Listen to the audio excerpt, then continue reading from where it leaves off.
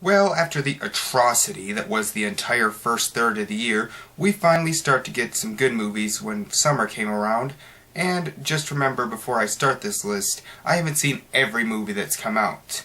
Thor 2, Decimation of Smog, American Hustle, Wolf of Wall Street, etc. Haven't seen those, and I want to get around to that. Also remember, this is just my opinion, so if one of your movies wasn't on here, put it down in the comments. But, no more stalling. But first up, I have 5 honorable mentions.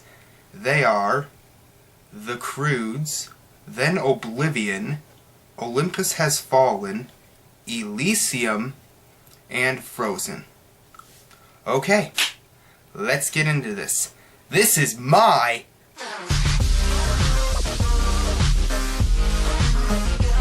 top 10 favorite movies of 2013. Number 10. Who did this?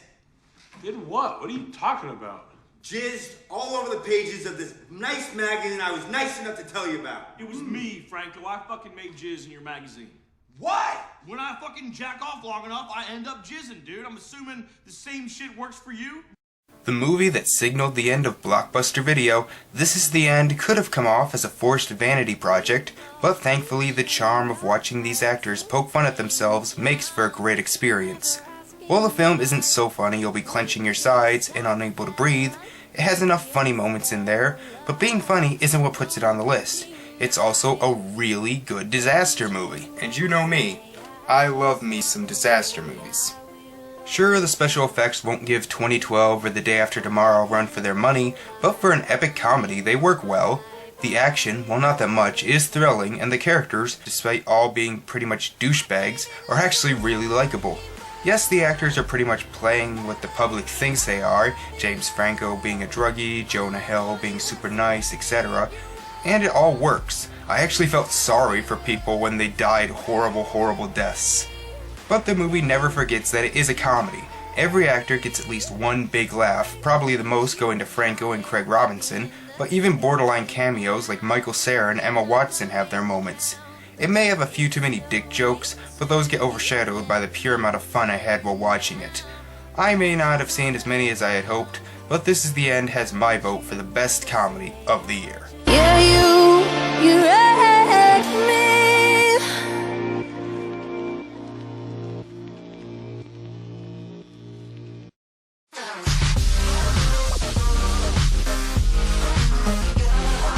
Hero, there is no such thing. Number 9. Hold on. Really? Yep. Ow! Fuck! Oh, you... Ever wonder what would happen if Ocean's 11 and The Prestige had a baby? Me neither. But the answer is not only really good, but better than both of those films. Both my biggest surprise and my pick for the most underrated movie of the year, Now You See Me is a great example of a summer blockbuster that not only entertains the audience, but makes them think. Okay, sure, it may spell some things out for you, and it expects you to buy a lot of far-fetched shit, but man, this movie just sells it. The direction, editing, effects, and acting totally make me believe that this plot could happen, and every trick, every twist, every reveal made me do one of these. Oh shit, how did I not see that coming?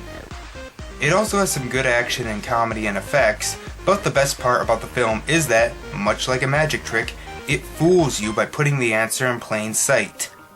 Take notes, The Prestige. That's how you do it right. Don't con the audience, fool them. Put the answers in plain sight. I can't really describe the movie, you just have to see it. Sure, it may have one twist too many that kind of unravels the whole thing, but I don't care. It just works.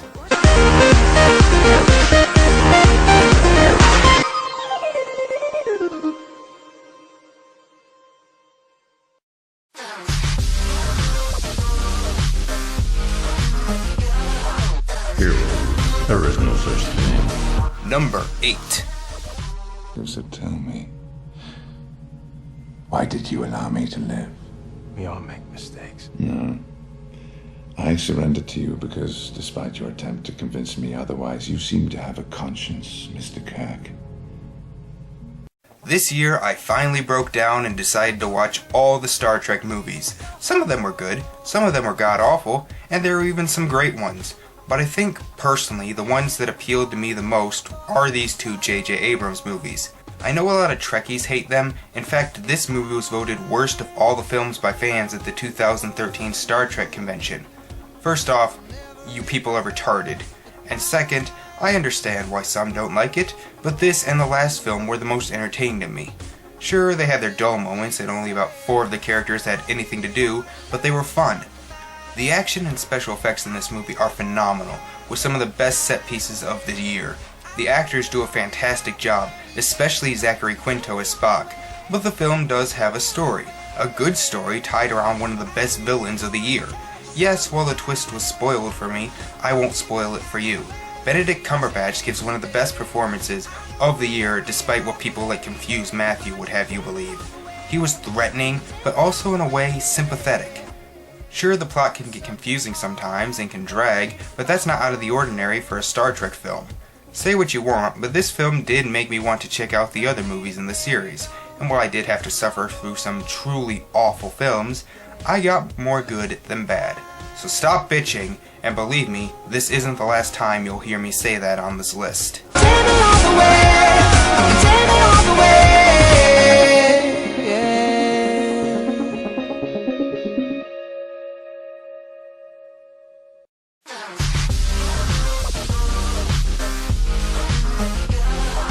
Hero. There is no such thing. Number 7.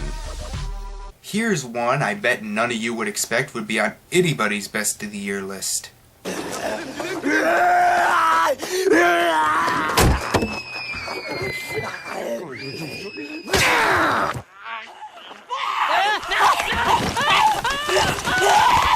You may remember the first VHS coming in at number 9 on my list of best found footage movies.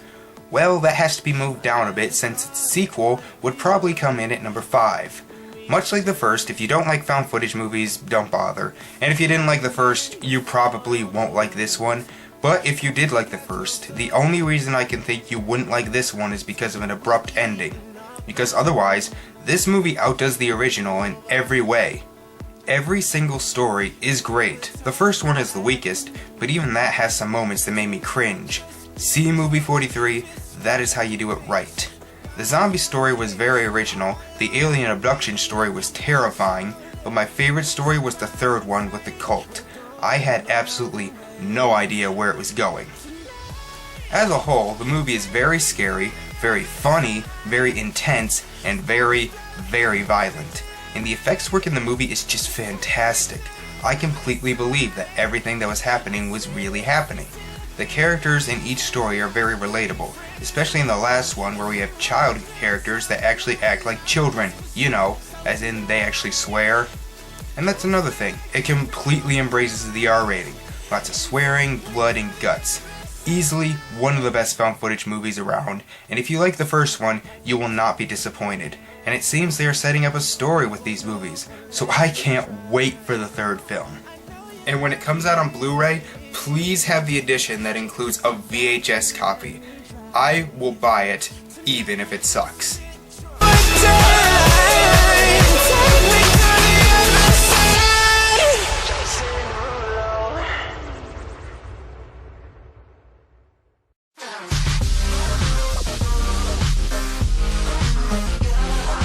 Hero.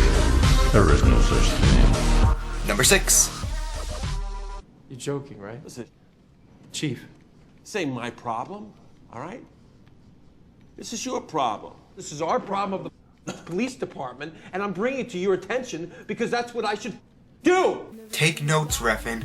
This is how you do an artsy film and make it great. I really didn't know anything about this movie before I saw it, which is what I like. All I knew was that it had Ryan Gosling, Bradley Cooper, and Chronicles Dane DeHaan in it, so I wanted to check it out, and I am so glad I did. Yes, I knew this movie was technically released in festivals in 2012, but it didn't get a full release until 2013, so it counts. I don't really want to spoil anything in case you haven't seen it, but let's just say that the acting is great. It was so nice to see Ryan Gosling actually give a good performance this year, and Dane DeHaan makes me even more excited for Amazing Spider-Man 2, knowing he's going to be in it. The way the story is told is excellent. Like I said, I won't spoil it, but it caught me by surprise. But my favorite part of the movie is the way it looked. The way it's shot is nice, including a pretty intense chase scene near the end of the first act, but I'm mostly talking about the fact that everything in the movie looks real. I know that sounds weird, but since I have seen a lot of places surrounded by pine trees, no movie seems to make the small town look as real as this one. It either looks too perfect or make it a shithole. Granted, there are parts where the film can really slow down, especially in the second act, but it's still a great film that shows how to do an art house film right. Let me live that fantasy.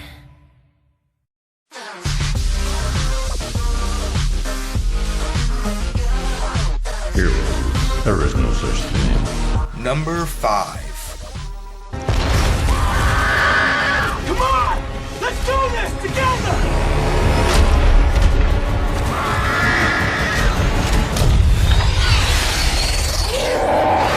Probably the most no-nonsense fun I had watching a movie this year. Pacific Rim does have a plot, a very simple one, but it does have one, and it makes sense, so suck it, haters.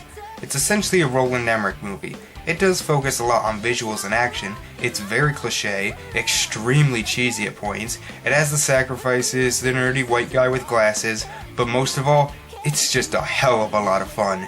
Yes, it's predictable. Just before the final battle started, I knew exactly how it was going to end, and the main character is kinda bland, but he is balanced out with the supporting cast, which are all fantastic.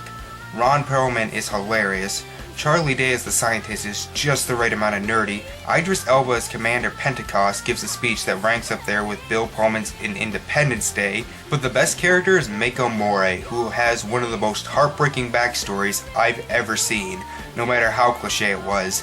And she is just so damn likable, and I hope to see more from actress Miko Kikuchi, and of course, we can't forget the awesome fight scenes, which are not only shot perfectly, but have some of the best special effects I've seen all year.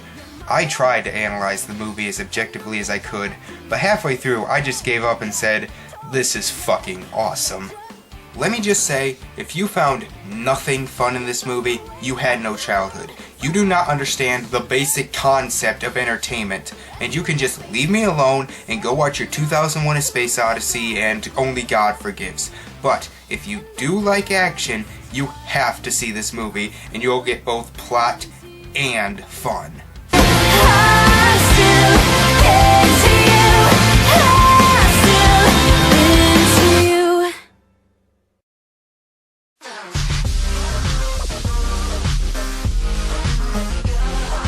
Heroes, there is no such thing. Number 4.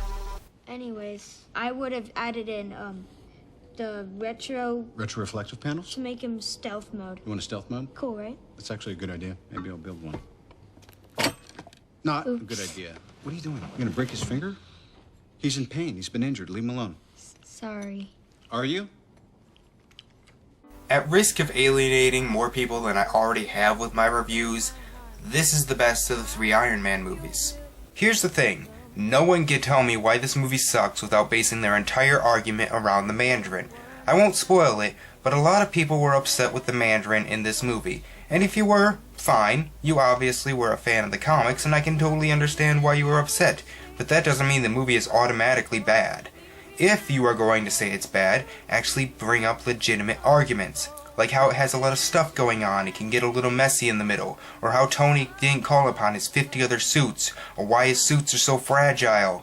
You see, I notice the flaws. I don't think they're enough to overshadow the good in the movie, but they are at least legitimate arguments. Speaking of which, let's talk about the good stuff. Robert Downey Jr. is great as always. As far as I'm concerned, he is Tony Stark. The film is extremely entertaining, not only giving some hilarious one-liners, but having some of the most intense action I've seen in a while. The attack on Air Force One had me on the edge of my seat, and the special effects are fantastic. But there's more than that. If you were complaining that Pacific Rim was just a bunch of action with no story, then here you go. A well-told, for the most part, story about Tony as a character and not just a man in a suit. And yes, they may have switched up the Mandarin a bit from the comics to tell the story, but the story itself was still good. Guy Pearce is great, and for the first time Pepper Potts actually did something useful and wasn't an idiot. In the first film she basically did nothing until the end when Tony told her what to do. In the second film she was dumb enough to go near a bleeping red light, and in the Avengers she was basically a cameo. In this film she's kicking ass on her own accord. Look, if you don't like it, that's fine, but just give me a reason other than the Mandarin, because as far as I'm concerned, this is the best of the three.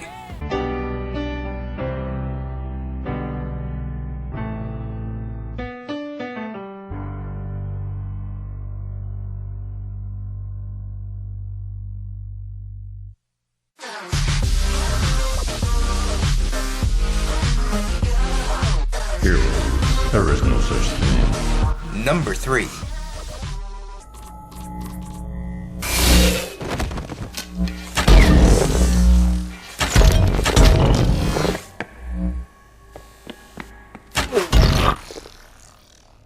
So, did I miss something while reading this? Because personally, of the 3 books, this was my least favorite. And yet, this movie completely trumps the first one. And I really liked the first one. Every single problem with the first movie was fixed. The camera stayed still, it gave more character development, and best of all, they stayed true to the book while taking out stuff that didn't need to be there. Remember in the book the 2 girls from District 8 Katniss met and then were never seen again? Yeah, me either. So the movie just says fuck that and excludes them. It's basically what I was saying about the adaptation for Half-Blood Prince. If the book has a bunch of shit that doesn't need to be there, then just cut it out. But while fixing the shortcomings of the first movie, it enhances on the good parts. The acting is perfect. Throughout the entire movie, I didn't see Jennifer Lawrence and Josh Hutcherson. I saw Katniss Everdeen and Peeta Mellark. The action, well not a lot of it, was fantastic. It may not be clenching your seats, unable to breathe tension, but coming from someone who read the book, I actually was afraid that they might not make it out of the movie alive. The story and characters also improved. The first movie was basically a satire on reality television. This film amps that up even more, and the characters had real emotion, so much that some scenes actually almost had me crying. And even if you don't like love triangles, this one is mostly downplayed. My biggest problem with the book was that it didn't really interest me until the end of a chapter, mostly just dragging. But throughout the film, I was always invested. The villains were intimidating, and it has one of the best final shots I've seen in a long, long time. Yes, it can drag in a few spots, yes it does do a bit of rehashing, and yes there are a few parts from the book that would have been nice to see, like Haymitch in the arena, but for the most part, Catching Fire is not only a great example of a sequel that is better than the original, but an adaptation that is better than the source material. And we're gonna let it burn.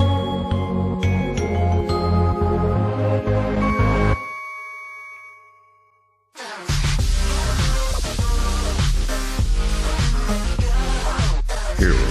There is no such thing. Number 2. Break! Break! You have to break!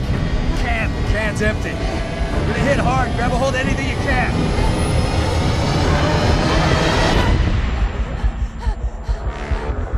Earlier this year, I saw the movie Children of Men, and it became one of the best movies I had ever seen. And this film became my most anticipated movie of the year since it had the same director. I went in hoping for another Children of Men, when really I shouldn't have done that. These are 2 totally different movies. Children of Men is more focused on plot and action, while Gravity is focused more on characters and visuals. And wow, these visuals are amazing. I mean, this isn't even a contest. This film will get the Academy Award for Best Visual Effects. Yes, Pacific Rim, Iron Man 3, Catching Fire, and many other movies had great effects, but none were better than this film. I literally felt like I was in space. The film also pushed Alfonso Cuarón into my top 10 favorite directors, and I've only seen 3 of his movies, but this has some of the best direction I've ever seen. The first 8 minutes of this movie are all in one take, and yet it's done so well that you never want it to cut, and it just makes you feel like you're floating in space even more. The action is very, very tense. This is a thriller in the strongest sense. I didn't question how so many things could go wrong because I was clenching my seat. But the movie isn't only about the visuals. While the plot is very basic, it does have two very likable characters. George Clooney is very funny and is just so damn charming, and Sandra Bullock, while she does have a bit of a cliche backstory, it still makes her interesting, and I really wanted to see her get back to Earth. I'm not a scientist, but I'm pretty sure they did their research, and from what I've heard, a lot of it was factual, only taking liberties to make it more exciting. Also, this was the first movie I ever saw in 3D, at least the new type of 3D, and it was absolutely amazing. Empire, Time, and Total Film named this the best film of the year for a reason. Yes, it may be a little cliche and the plot is thin, but at only an hour and a half, it doesn't outstay its welcome. Alfonso Cuarón, consider me on board for every single one of your future movies, and I'm gonna go back and check out some more of your work. And you better get at least a nomination for Best Director at the Oscars, or else somebody will be punched.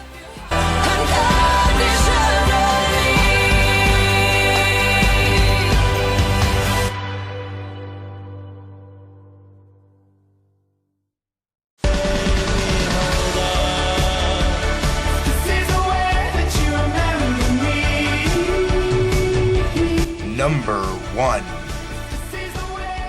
Doubtful anyone else put this as their favorite, but I'm never one to follow the crowd.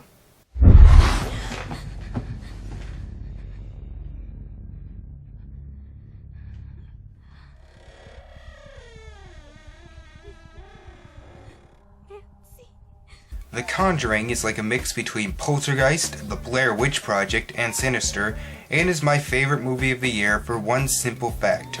It terrified me.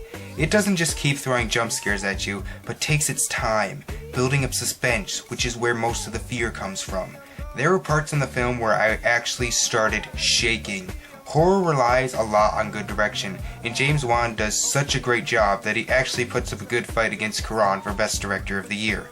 It feels like we've been transported to the 1970s, and unlike some other films, the fact that this was inspired by a true story gives this even more weight. The characters are all great, the family acts like a genuine family, and the two investigators are interesting, and as weird as this will sound, I liked that the ending wasn't depressing. I won't spoil it, but it was refreshing to see a horror movie that left me frightened, but satisfied when it was over.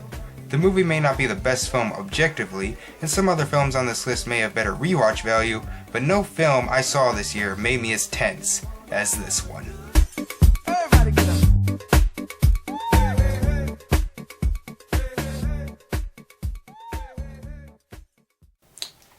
So those were my top 10 favorite movies of 2013. Remember, if you don't agree, that's fine. Leave your top 10 favorites down in the comments. And let's hope for a great 2014, since most of us are pretty much just biding our time until the epic year that will be 2015. Thank you all for watching, and I will see you next time. Bye.